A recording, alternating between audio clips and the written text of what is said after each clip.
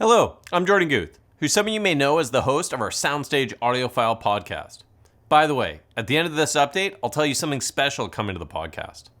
But now, I'm here to tell you what's new on the SoundStage network for March 15th. Over on SoundStage Australia, Editor-in-Chief Edgar Kramer reviews the Aura, Estelon's newest loudspeaker creation. After being so impressed at high-end Munich 2023, Edgar had to review this elegant, beautifully styled floor stander. In his review, Edgar states, Aura plays bigger than it looks and is more than capable in all key areas of performance, while being extraordinary and among the very, very best in terms of spatial presentation.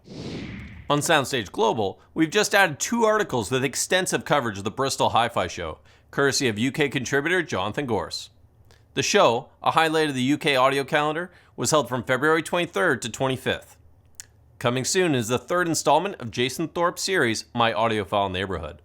This time, Jason writes about schlepping YG Acoustics Peak Ascent loudspeakers to his friend Rob's house, and then mating them with the Kinky Studios EX M1 Plus integrated amp in a 10-year-old Meridian 586 DAC.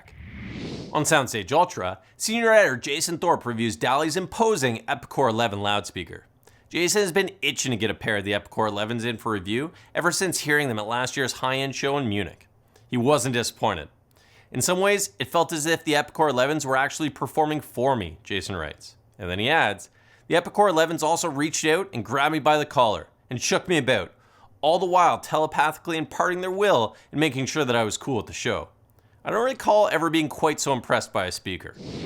On SoundStage Access, Tom Moon reviews the Statement 100 two-way stand-mount loudspeaker from Living Sounds Audio.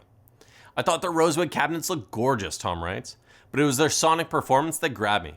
They delivered prodigious bass from that 6.5-inch woofer and 5x7-inch passive radiator, and the ribbon tweeter put on some of the sweetest highs this side of heaven. In his monthly unboxing feature, senior editor Dennis Berger gives some clues of what to expect from his upcoming review of the Model 50 integrated amplifier from Marantz.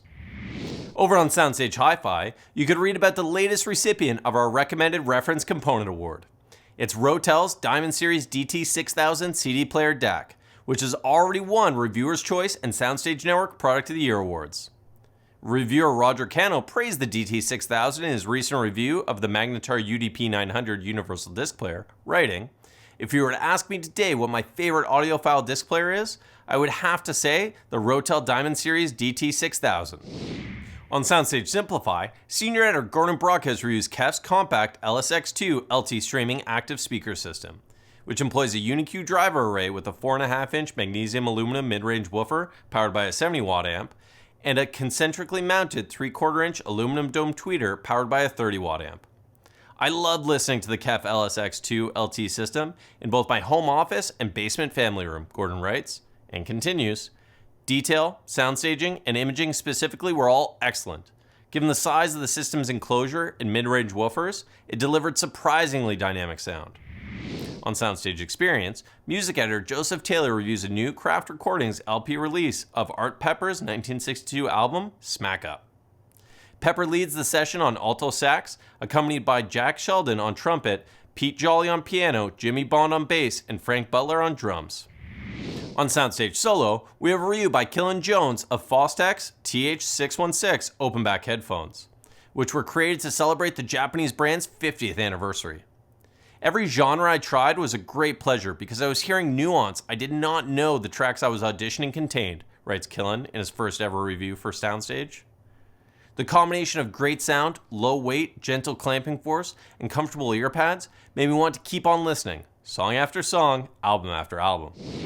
That's everything, but I want to remind you to check out soundstage.com to find all the new article links.